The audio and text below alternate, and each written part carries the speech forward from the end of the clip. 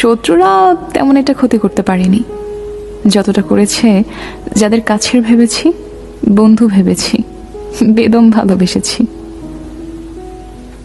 শত্রুরা বড়জোর ধাক্কা দেওয়ার চেষ্টা করেছে ল্যাং মারার, ফেলে দেওয়ার, কখনো পেরেছে কখনো পারেনি। কিন্তু কাছের মানুষেরা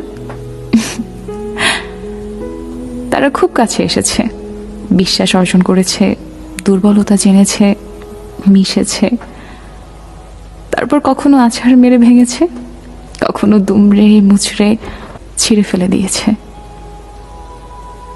প্রতিবার খুব সফলভাবে ভেঙেছে, ছিঁড়েছে, পায়ের তলায় পিষেছে। চলে যেতে যেতে এতগুলো টুকরো করে দিয়ে গেছে যে কখনো জড়িয়ে উঠতে পারিনি ঠিক করে।